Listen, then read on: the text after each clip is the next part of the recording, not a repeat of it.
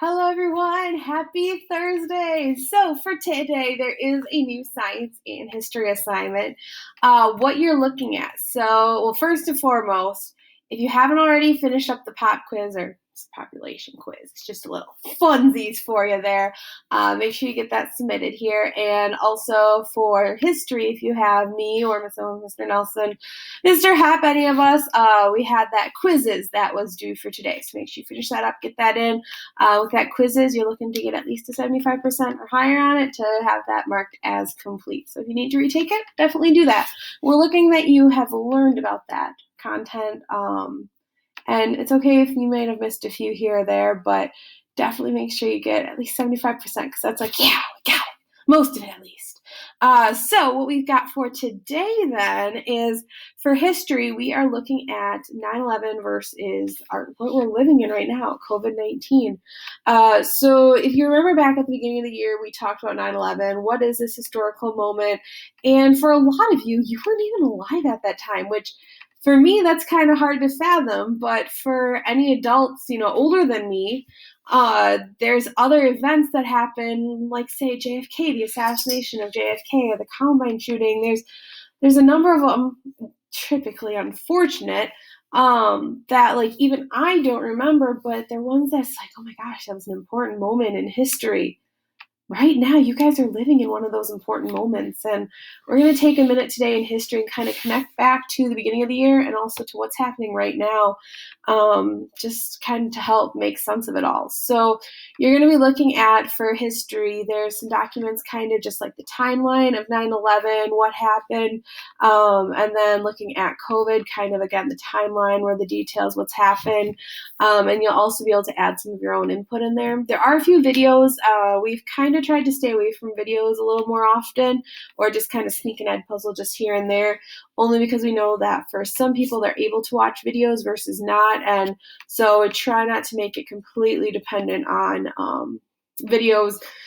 In science, we're going to have a few coming up here, so we'll have to work with those students who need different resources, but you should be good to go for today, and definitely check those out. It's something you're going to be, it's kind of like when I talk about 9/11, where I'm like, I remember exactly the spot I was sitting on in the floor of that classroom. You're going to be like, I remember what that last day of school looked like. I remember what going to virtual school looked like. I remember having questions and not knowing what was happening, having to go pick up things from your lockers, and it was all just in a bag so you could grab it. Having to stay at home, not being able to go to restaurants, not going shopping as normal. This whole idea of wearing face masks, like, we're living in one of those historical moments, so let's try and make some sense of it. Then for science, we're looking at, it's called Worldometer, and this is a really cool activity. These last two, the one on Tuesday and then the one for today, are two really cool science ones that I look forward to doing every year, because for the pop quiz, I give it out, and so you guys remember, gotta think back a little bit. Remember when we did that bell work right before rocket building, where we had like follow the directions, and like some people caught on, some people didn't? That's what I do with this pop quiz, is I hand out, I'm like, it's pop quiz, and they're like, can we study? And I'm like, no. They're like, but I don't know the answers. And I'm like, give it your best. They're like, but I'm not sure.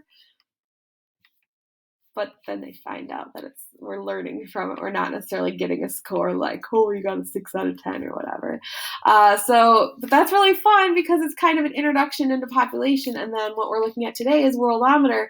And that one's like real life, like live stats that are happening with population in the world. So you're gonna see numbers are moving on it, and that's the approximate exact population of the world. Like, it's gone up by that many people in that amount of time. Births for the day, deaths for the day.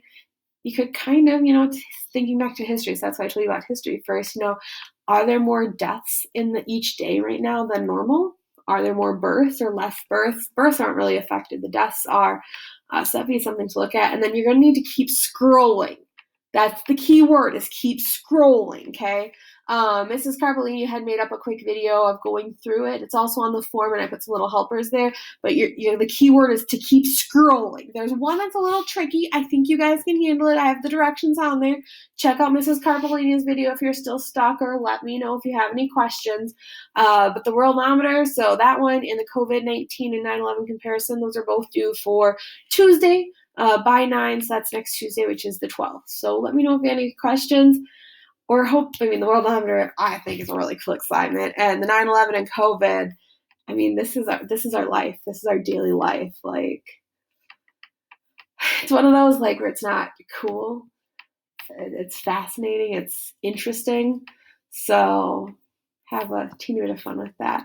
I did, as I told you, for this week. So if you're like, I don't have someone that I want to celebrate for Mother's Day or whatever the case may be, you can cut out here or stick with me or whichever you may choose. Or maybe you don't have a mom figure in your life, but maybe you want to give this to a friend figure, someone who you really care about. So this was a little activity or idea for today, and I'm keep giving you one so you can hopefully pick one of them, not maybe every single one of them, and maybe you can do some if you have some siblings. That might be kind of fun. So the one that I've got for you today is, I got it off of Good Housekeeping, and this one is adorable. I think I did this once when I was in school and I totally forgot about it. But then when I saw it here, I'm like, oh my gosh, yes. So it's a hand holding a heart card. So what you're going to need to do there is you're going to need to make your handprint. And what would work really well is to take and fold a piece of paper and then trace your hand really close to that edge of the fold. So then it opens up once you cut it out.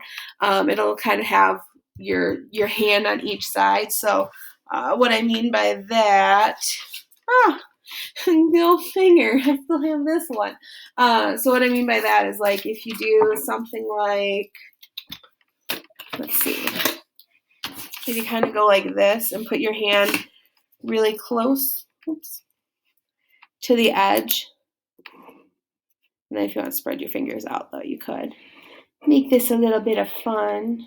We already know I don't have little dainty girly hands. It is what it is.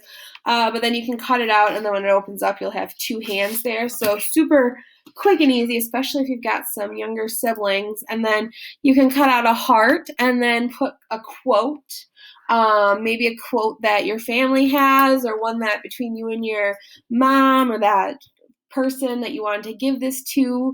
I know something that I had put on here when I had made that first one is love you to the moon and back. That's something that my mom and I always say back and forth to each other. So that'd be something kind of cute, or you could look up another one if you wanted something else.